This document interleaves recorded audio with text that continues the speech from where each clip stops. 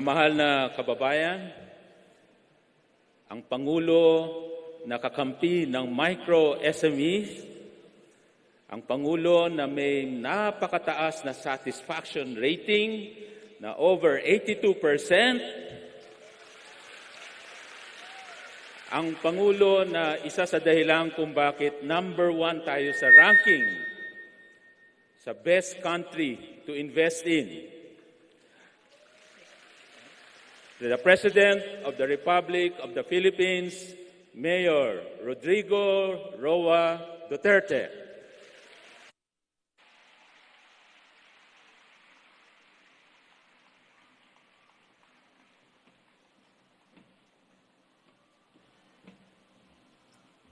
Kindly sit now. Thank you for your courtesy. As usual, I have 3 pages to read. After that, we go home. Kamalas ko naman, Joey. Nakadalawa lang ako ng halik. I have never seen such a gathering of beautiful women in my life. Pero yung mga Girl Scout, pero hindi mo kasi naka-uniforme. Sana yung si Slim, nilapit ko yung medyo gumanon akala ko. Baka ayaw. Former President Gloria Macapagal Arroyo, Excellencies of the Diplomatic Corps, Trade and Industry Secretary Ramon Lopez and other members of the Cabinet, Presidential Advisor for Entrepreneurship and founder of Go Negosyo, Jose Concepcion and other co-chairpersons, awardees of the No Negosyo 2018 Inspiring Filipina Entrepreneurs, friends from the private sector, fellow workers of government, mga kababayan ko.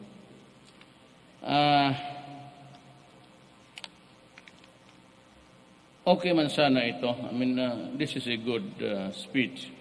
Very concise, very short. Problem is, there are things in our lives today that you must also know. At least know. Hindi na kailangan maniwala kayo. First of all, we are improving the lives of the Filipinos. But there are so many forces that also is pulling us down. One is the law and order. They call it peace and order. And the other is just simply a country troubled, a ship of state sailing in rough waters. Ganon ho yung ating naabutan ngayon. At I don't know if God intended it by way of just a destiny. We never thought I'd never make it, actually, coming in from the cold as far as Mindanao, or whether I'm here for a purpose. But whatever it is, I am quite aware of what I should be doing. And if you remember most kindly, and even during the presidential debates and the campaign, I never promised anything at all. But I carried the most practical messages, and that was, I was an early, first one to finish any speech in any debate or crowds, because I limited myself to the crying needs of the moment at that time. And it was really, people are sick and tired of corruption. People were desperately afraid of drugs, which was engulfing our country right away. And it was not only after I became president that you saw the whole picture of how bad it was. and then and now. Then I said, I will talk to the rebels, the enemies of the state.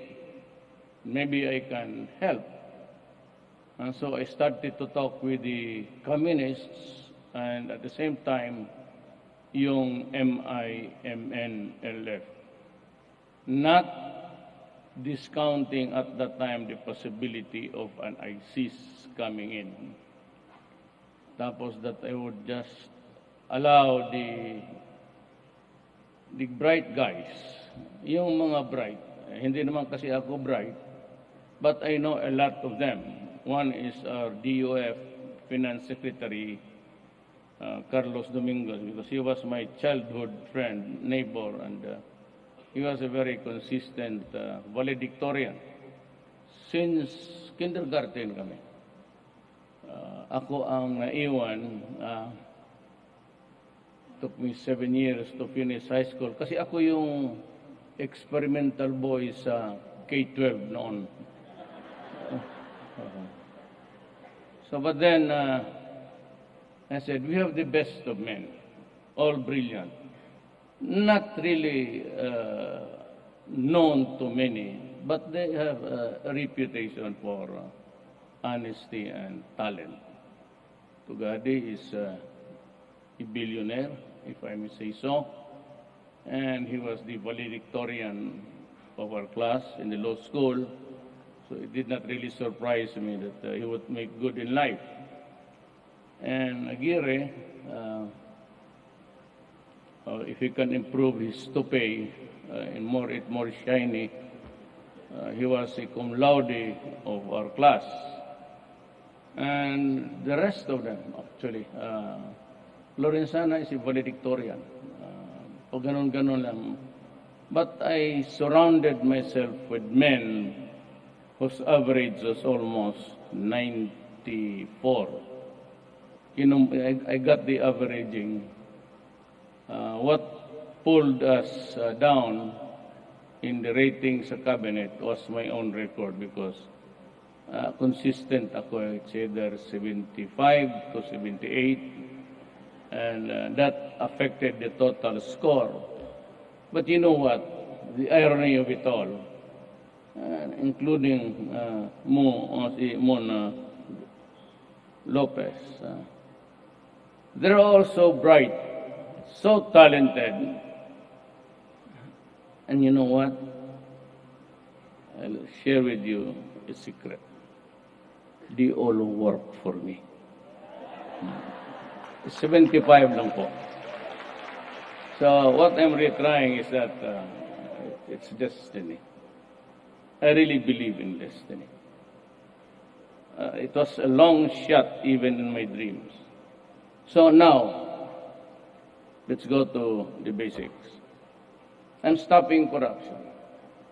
I've been firing left and right to people close to me, those who were with me when I was mayor of Davao City in 1988, and I costed alone for 23 years. They were with me when I was a congressman and a vice mayor, and early on in the presidency. But you know, I hope they understood it very clearly. This is the red light. Do not ever cross it. And I suppose that everyone understood what I was really conveying, simply because they were working for me for several years. And when I was in Davao, I would not say I was the most holy man. Ako yung pinakahuling sa lahat. Pinaghuhuli-huli, nahuli talaga. Kaya tuloy, dalawa na lang ang asawa ko kasi hindi mo naman pwedeng pinahuli na eh. Ano pa naman gusto mo? Meron kasi tayong, I told the cabinet na would we be so kind enough to just give the Filipino a respite of about 4 years remaining. Sabi ko, total, 4 na taon lang naman. Just bear with me. Avoid corruption, avoid wrongdoing, para naman makapaghinga ang Pilipino. So for you guys in the business, you can stop worrying about if you are there as an entrepreneur or using imported goods, or a component of your business would need imports. I gave you the one that's sitting there, General Apenya. He's a military man and he used to be my longest chief of staff, ang regional commander. I personally pick him up. Nakiusap ako kay President Arroyo noon that I would need a man of my own choosing to run the law and order of the city. Ngayon, he's there and I can assure you, he's fundamentally honest. Dulay, kasama kami sa dormitoryo, sa YMCA, dyan lang sa tabi ng City Hall noon. If you, of the older generation, used to be a YMCA dormitory. Andiyan kami lahat noon. Bebot Belio was the labor, was also a student from Isabela. Yasay, you know, when Yasay talks, you could hardly make out of what he's saying. And I just heard him this morning talking about those visas or those passports that was manufactured by Apple. And I said, what the hell was wrong with that? Anak ng pastor kasi yan eh. Kadabo yan. You know, pastors are very eloquent, sometimes articulate. Sa ano yan siya, sa protestante. This is very good. Fortunately, I could explain it to you, but it would take so many precious minutes. Let me tell you that he was into this kind of, not really a mess, but situation, because he went to the States as a refugee during the Marcos time, because he was one of those hunted by the military for subversion. Aktivista yan eh. And so, I have a very good team. At mayroon kayo sa DTI. Talagang hinintay ko yun, Simon. I already had my cabinet filled up except for one, and DTI, because I was waiting for Ramon Lopez. Everybody told me that he's good, and if you can get him into the team, he would be better off dealing with the businessman. So, inintay ko siya, he was vacationing in the States with your third wife. Isa lang yan kanya. Kukunti lang kami yung mga tagdadalawa dyan. And so, if you have some qualms or misgivings sa Bureau of Customs, I can assure you, you go to him direct. Or you can call me. Or you can call Mon, and you can call anybody, you can call Joy. And if it's a matter of graft and corruption, go to Malacanang, and I'll give you the space and time, and I would listen to you. That's what happened with those frigate style. You know, the losing, or the winning bidder, or the winning bid, wanted to deliver. Negosyo yan eh. Who'd ever want to go into business na malugi ka? That's crazy. So just as I have enjoined everybody, sabi ko, dito pala si Merl. She used to be the regional DTI sa Davao. We knew quite well. See? Sabi ko sa inyo, kung meron kayong reklamo, either sa BIR, or is going for a shakedown or something, maghingi, all you have to just to say, look, stupid, I pay my taxes correctly. Do not. No. O sampalin mo. No, putang ina. Huwag mo akong...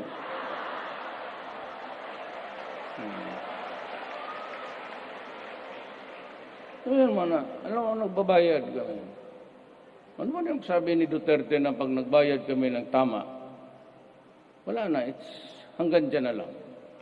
I won't allow anybody to look into the papers. Walang ibang purpose yan, it's money. I only, hindi naman ako nagyayabang. Before I became a mayor, I was a prosecutor. I was doing trial work. During the time of Marcos, wala pa yung ombudsman. It was known to be a body called Tanod Bayan. So I was one of the two, only from Mindanao, who was appointed special Tanod prosecutors. So I used to prosecute people in court. Kaya all sorts of bribery, malversation, lahat. And most of them, yung karamihan sa gobyerno. So alam ko ang where from I stand. Alam ko yan so that I know the ins and outs of government corruption. So sabi ko, wag mo na ngayon. Sabi ko, not during my time, my watch. Wag sa panahon ko kasi mag-away lang tayo.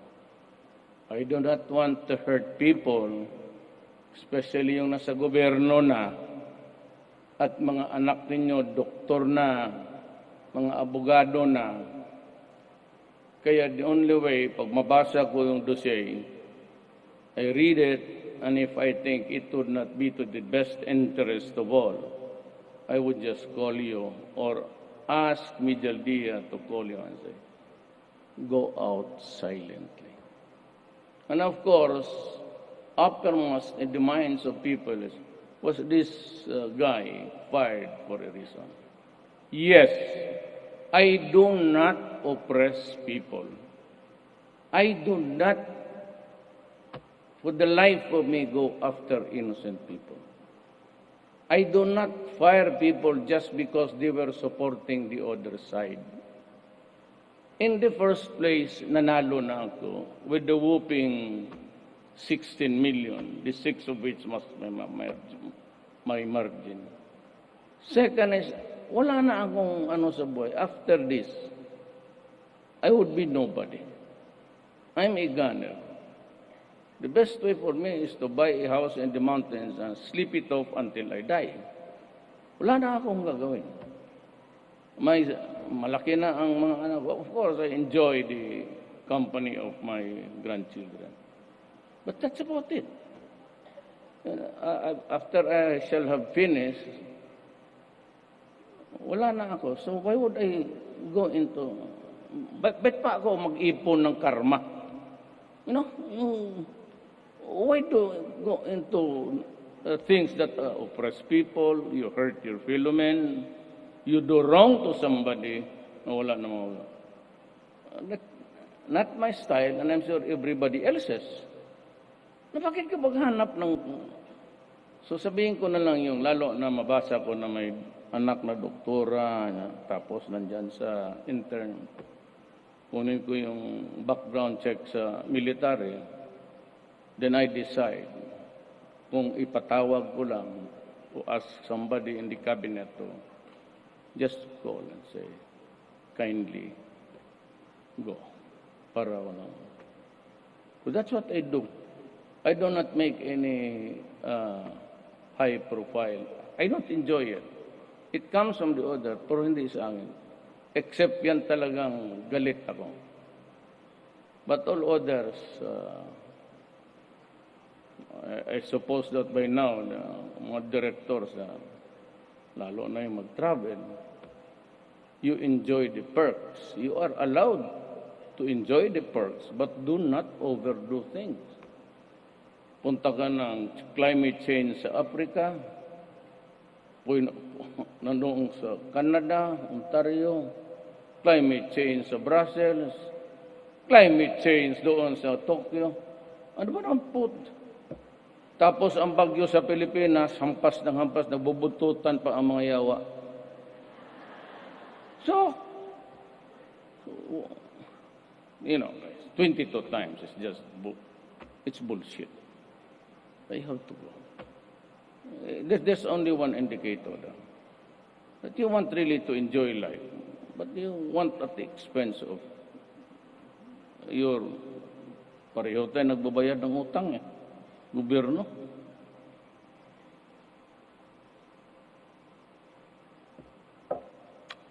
Graft and corruption. Let me say this before you once and no more. No transaction of government ever reaches on my table. Yung MRT, yung ano niyan, yung billing, whatever, conversion, clerk, hanggang kay Tugade lang yan, DTI hanggang kay Mon lang yan. Kung Pagamina hanggang kay Roy Simato lang yan. Wala akong pakialam. Ang dumadating sa akin, mga appointments lang, pati yung critical policies. Policies, not for approval or disapproval.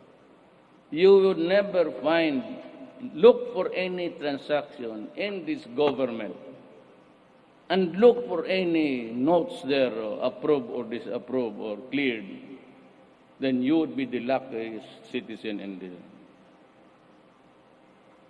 I will give you a free tour sa Hong Kong.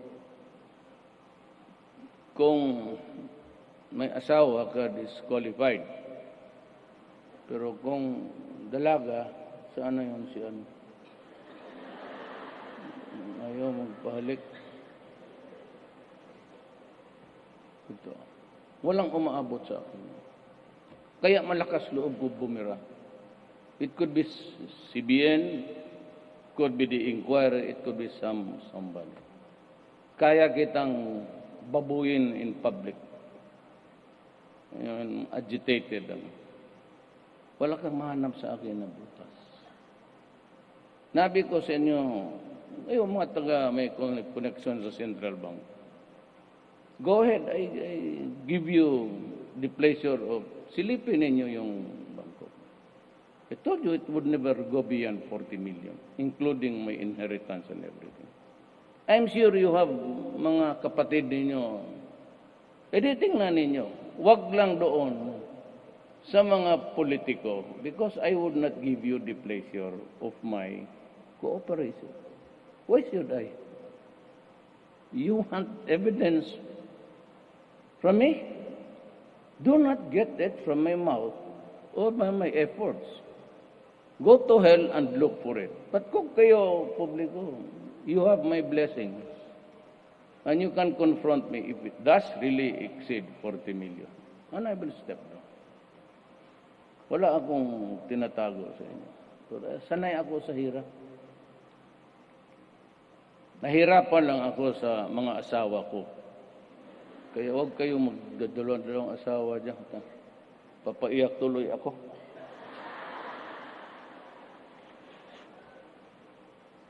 Because all my troubles, nandoon man sa ano. Lalo na may anak ako na Sus Mariusep. Inday. Bantay kay Inday, nambubugbog talaga. But she's running the show very well. Was able to maintain the momentum sa Davao. And all of you, I'm sure, have been there. Droga, malinis. Nobody messes you up. Kasi nasanay.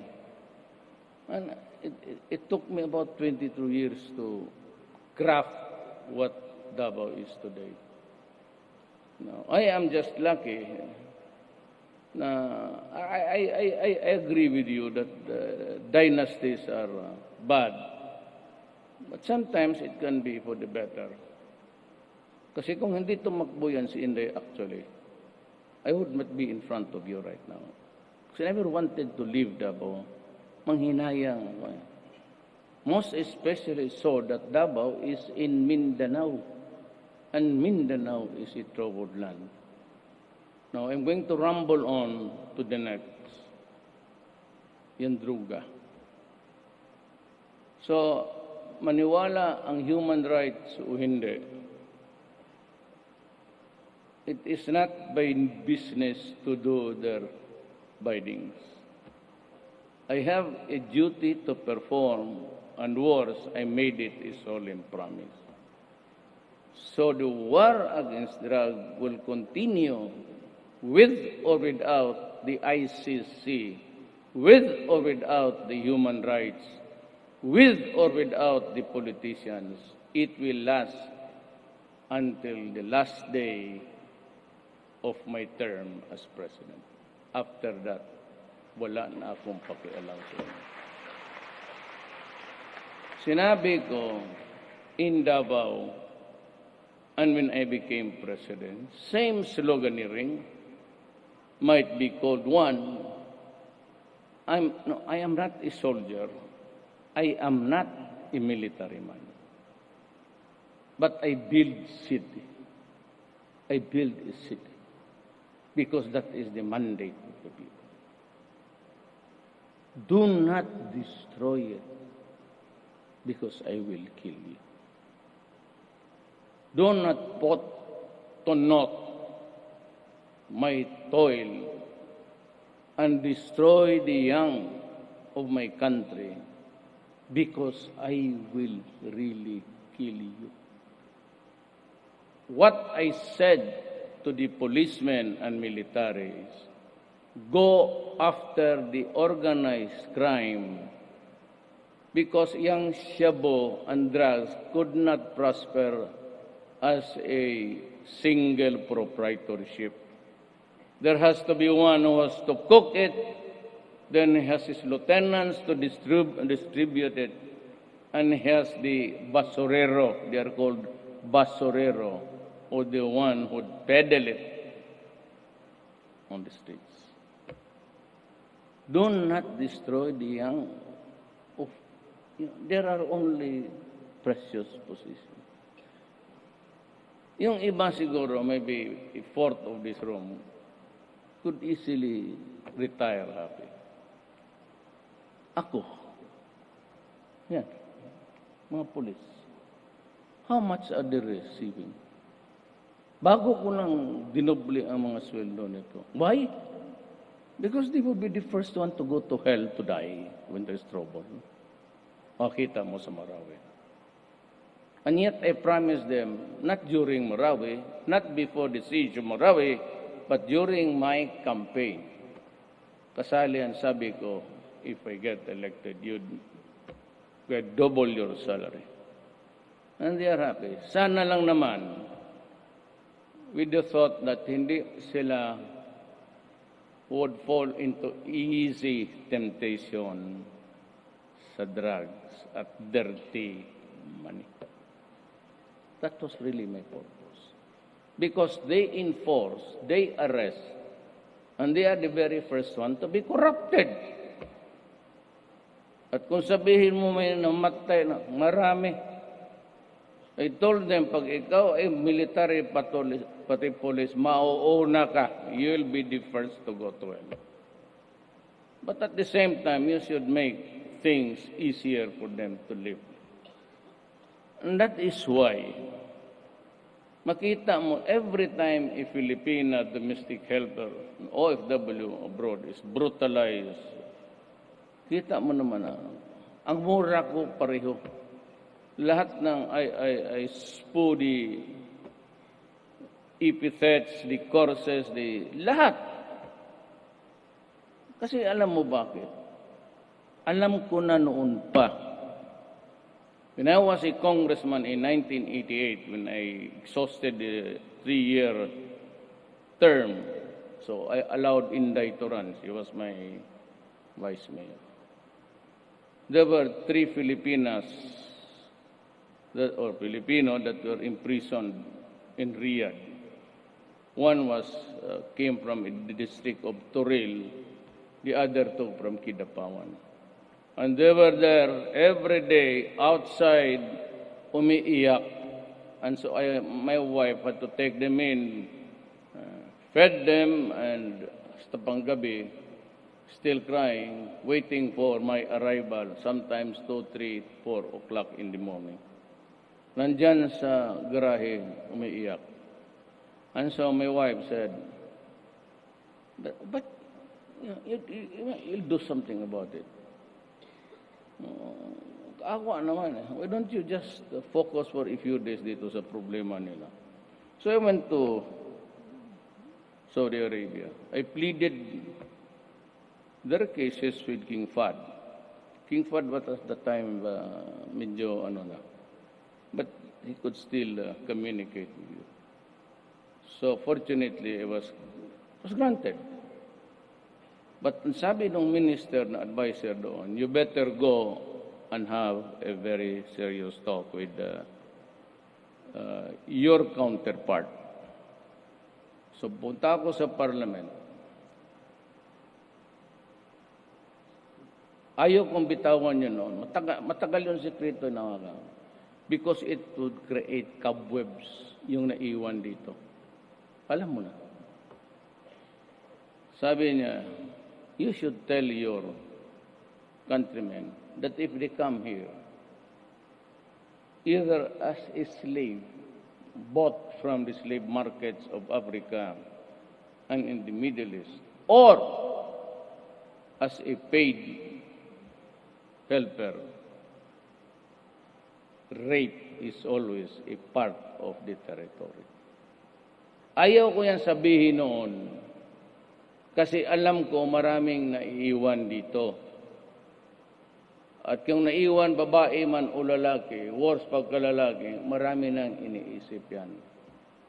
Ang pagbalik ng asawa niya, as is the psychology of, he would begin to hate and find dirty sa asawa.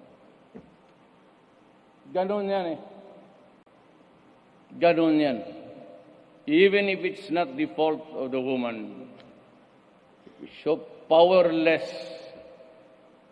creates a dirty mind. And sometimes, not all, some idiots would begin to hate the wife. Kaya dyan ako galit sa durugista. Sabi ng itong mga human rights, bakit ito si Duterte pinapatay niya ang mahirap? Of course not. Patay man sila lahat. Mayor, patay. Alam mo bakit? Shabu is a commodity for the poor. Yun lang kaya lang sa tag 200 lang yan. At yung mga yan, didikita nila yung bata na alam nila na may steady stipend or allowance, especially if they know na yung mga nanay pati tatay niyan, wala niyan. Yan ang talagang, they would rub it until bumigay yung bata. And usually, you know, when there's a family, you take away the wife, leave it with these children and father. This family becomes dysfunctional. If the father works outside and the mother works also outside of the Philippines, the family becomes totally dysfunctional. They are left with their nephews and nieces, lolo and lola, grandparents or relatives. And they grow to be most of them derelicts because nobody is there really. Post-discipline, at least values and everything. Kaya ako nasasaktan. You just, kung buksan mo yung puso ko, literally umaapoy talaga. Putang inang mo. Do not do it. Kasi kami mahirap lang. Ito mga mahirap. How much do they get when they retire? Tell me. 700,000? Yung mga officer, 1 million. Ako, peg to the highest salary, President. Maybe 8, 7. You think it could last me a lifetime? I'm 72. I'm about 77, 76 when I get out. You think that 8 million would suffice for my medicines, my hospitalization, my burial, at ang punerarya? If I get to live for another 88 years, magkano lang hinihingi ng SSS ng mga matatanda? I could only give them, but sabi ng actuarial, you cannot do that. This SSS thing will go bankrupt. So 1,000. Magkano ang medicine na ngayon ng hypertension, liver, diabetes, heart, kidney, dialysis? 2,000. 1,000. Ito, they retire at the age of 56. What do you think will happen to them? Now, if their children are hooked into drugs, who will now drag them along the rooms to feed them, to buy their antibiotics, to buy their own steroids and everything?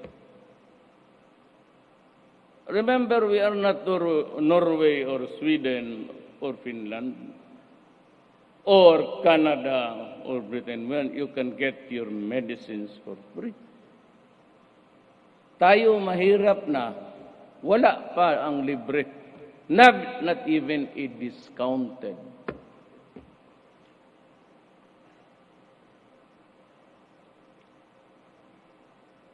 Alam mo, may gusto akong sabihin. I'd like to ask the forgiveness of the PGH. Kasi sabi ko sa kanila, wag ninyong ingayan. Atin lang yan. Wag niyo ipadaldal kasi ayaw kong magpaburot ng ego ko. But you know, sometimes sabihin ko na lang rin sa inyo, total, hindi ko naman pera yan. Punta sila minsan doon, sabi nila, even the interns, yung mga doktor, nagko-contribute na yan sila para lang makabili ng medisina ang mga pasyente. So when they told me a very sad story, I said, how much do you need monthly? Sabi nila, Mayor, ano na yan? When I say Mayor, ako yan, kaya I do not call myself Mayor. If you talk to me and you want me to respond to you, call me Mayor. Call me President, I will not acknowledge you. Sabi nila, Mayor, mga 17. So I go, okay. I'll give you 100 million. Sabi na, oh wow. Monthly ako. Yearly? No. Monthly. Nakita mo ngayon lahat ng tao nakapira dyan sa BGH. May pera eh. I'll give you monthly 100 million. Bigo kay Andrea Pagcor, bigay mo yung kita mo dyan sa itong Philippine veterans, mga sundalo, their management. Pag matanda ng sundalo, usually diabetes, kidney, kalamin nila kidney. So the Philippine veteran gets 50 million a month. Ang AFP gets another 50 million. Para maintindihan lang ninyo kung saan ang pera ninyo. And all others, pupunta yan sa social amelioration. Kaya lahat dito, yung mga illegal, sila na naman yung nag-import, ipa-embargo nila, then you wait for about a few months, then there's an auction, tapos sila rin ang bibili, because they are in cahoots with the auction office of the customs, pati sila, then they get their cars of their liking. Ngayon, no more. New ones, new bulldozer. Nagbili ako ng bulldozer dyan, kaparking sa customs. Flatten them out. Inggit? Oo, talaga inggit ako. Bakit? Sino mo inggit? Ilang taong ko na pinaglawayan, hindi ko nga mahawakan eh. Pero yung ang inggit akin yan. Ang trabaho ko, iba yan. Pero kung may pera, bibili ako, pero babayad ako ng taxes. Yan ang inggit ko. Kayo, mga putang ina kayo, let's say, kala ninyo, so hindi mo maisahan na ito. I mean, I've been in this business for. Ito naman ngayon, let's go to the peace talks. Uminit yung ulo ko nito kay Maria Season, but since Debot Bello asked me to just tone down my, sabi ko, as far as I'm concerned, no talks, no ceasefire. Work it out. If you can have it, fine. Show it to me and maybe I will reconsider it. But the sole, single reason why I am for the federalism is not because I have plans of perpetuating myself with power. I do not need it, ladies and gentlemen. If you can perfect it by 2020 and you are ready for an election and it calls for a strong president, I will step down. You have my commitment. Otherwise, I'll finish the 22, but I will not stay there. Not even an excess of 1 hour. They are afraid. They are the soldiers of the Republic. I told them, do not owe your loyalty to me. I do not need it. You stick with the flag. That is your real master. And you think I'm drifting to a dictatorship, you have two things to do. Either kill me or oust me.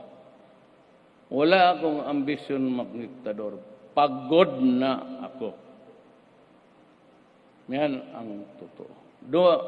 Makinig kayo dyan sa mga, there's always a saying, men judge best when they condemn.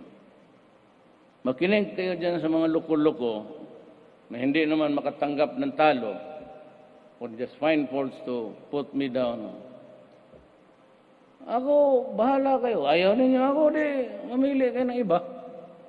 Puro kayo. Bakit kayo magpatayan? Nagagwardya, sundalo, tapos kalaban nyo sundalo. Hindi, kalukuhan mo. Para kayong buang. Oh, you call me. Sabi then, I will call you. Laka dito. Sinong general? Ha? Dito, wala. Line up. Raise your right hands.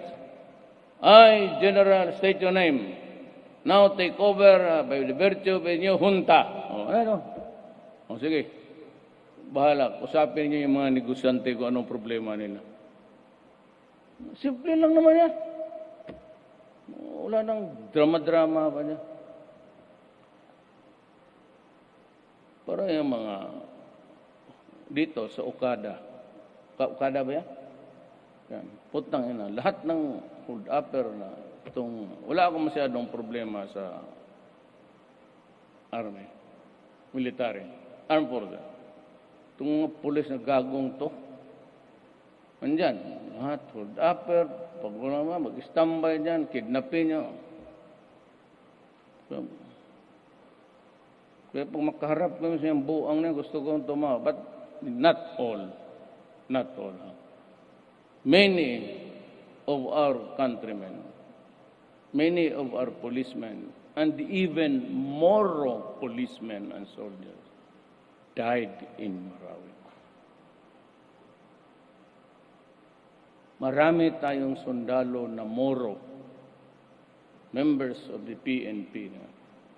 So it is not true that it's really a question of tribe. It's a question of extremism which has arrived on our shores. ISIS remains to be a problem, and that is why I'm building a strong armed forces and a strong police. Yan na lang ang worry ko. It's going to be bloody, but I said just like Marawi, I hope they would not have to go into this kind of brutality and cruelty. Because my lola is also a Maranao. Nanay ko mestiza. Tatay ko Cebuano. and I can match your cruelty inch for inch. Sana wag mo yan. Sana pa abutin lang naman. But that's the only reason. Okay naman itong unitary type, presidential type of government. For all I care, tapos na ako. But I said, the one reason why, because pagkawala, there will be trouble in Mindanao. Magugulo talaga. Now, let me lecture again. Baka sininyo dyan na simply because, before the Spaniards came, Mindanao was already Islam by almost 90 to 100 years. So when the Spaniards came, they were the conquistadores, the colonials. For 400 years, unbendedness tayo sa kanila. And they forced the Roman Catholic religion. Huwag mong sabihin it was given to us on a golden platter. You read history. If you happen to go to Malaysia, you go to the archives. Doon mo malaman. And before that, itong Maranao, pati Maguindanao, itong Tausog, pati itong Maranao, there was also trouble before. Kaya kung iwanan ng gobyerno yan as it is, magpatayan yan. Sigurado ako. Sila mismo hindi makakaintindihan. You have to build something of an organization. You have to, hindi na tama yan. I heard one businessman say, itong development sa humanity could not be a product of rebellion or revolution. It has to be an evolution. Na ngayon, sabi ko kung iwanan mo yan sila dyan, sila yung magpatayan. Unless iwanan mo, then you build the institution. Yan ang mabutit na punta rin ako dito pamalaman. So those are the promises that I have made. Simply, do not be a corrupt guy. Pay your taxes. Do not do under the table. You'd save a lot of trouble. Kasi pag nandyan na malinis, wala ka nang takot. Gusto mo ipakain mo yung papel doon sa kung sino yung mag-imbestiga. Open your mouth. Dulay would never allow it. Sa customs, yun lang naman unsensitive. Itong sa problema sa local governments, what we are passing the anti-red tape. Sa Davao ngayon, it's 2 hours ang business. Ngayon panahon ni Inday, they're only given 2 hours. Ako, 3 days. Dumating itong hindi naman Pilipinong puro. Germano. Tapos siya, ang tigas-tigas ngayon. 2 hours. Tapusin. Then I would be implementing it all throughout the country. If there's already the law and the implementing rules is given to me, you can expect the same. So I'll make it as easily as it can be for you. Pero yung mga BR, that's a thing of the past. I said, kaya yung Koreano pumunta doon sa frigate hindi naman in-order nila. I said, everybody kayong basta sabihin nyo, pakisabi lang kay Duterte, kay Mayo, this is a matter of graft and corruption. Then I will, baski gabi, if there's still time, kung bababa lang sa 12 o'clock, alas 11, sige, pasok. I will listen to you. Kung ayaw mo na, pahiramin kita sa baril mo. Pagbalik mo, barilin mo. Akong bahala. Huwag ka lang umamin. Yan man ang gusto nila. Actually, may mga taong gustong gano'n eh. Putang ina, sinabi ko na sa iyo, wag na, tapunan na. Gusto mo talagang mamatay. Ano pang ibig sabihin yan?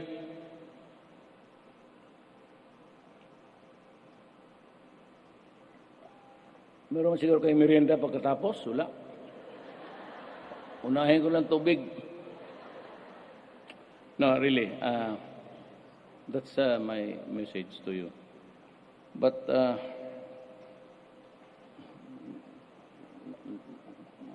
mahiya naman ako sa basahin na lang natin para walang fair is fair.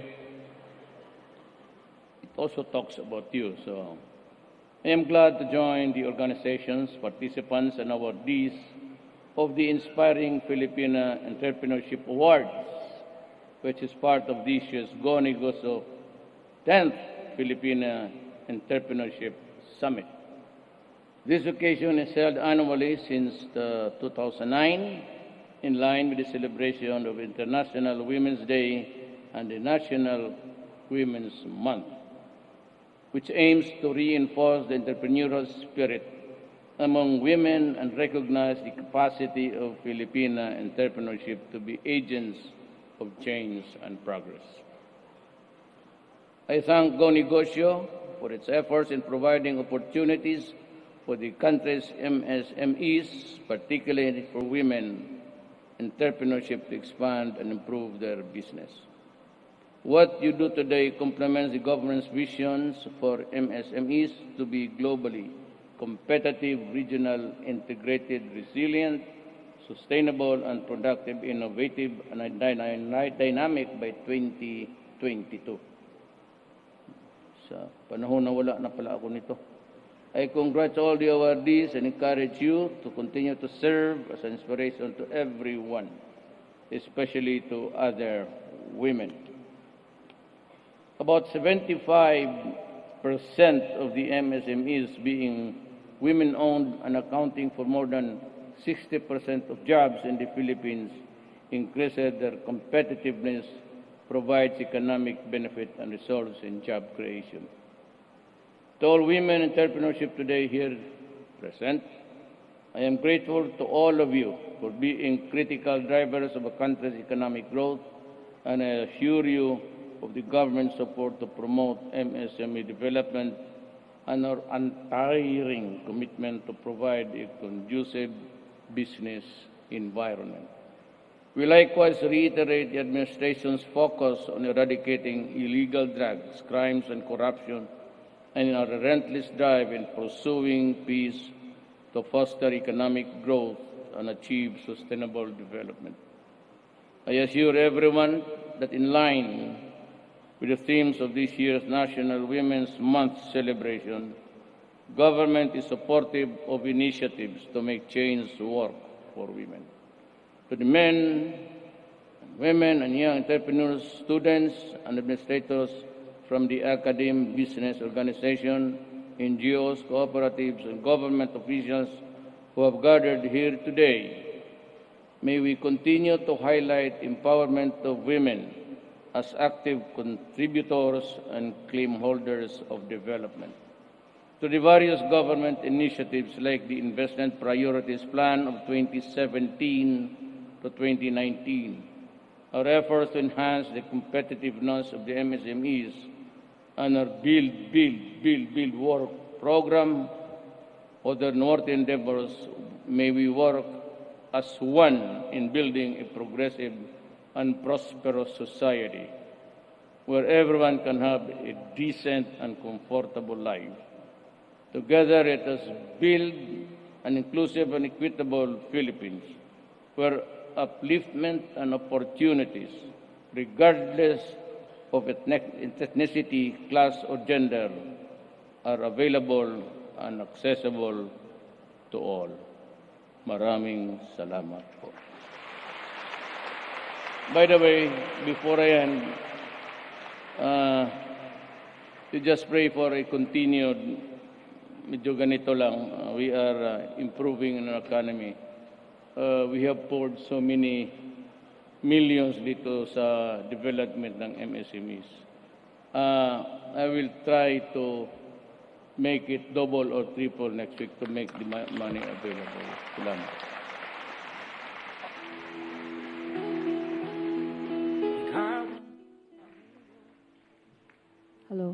Thank you very much, Mr. President. May we request the President to remain on stage for a photo opportunity in 4 batches.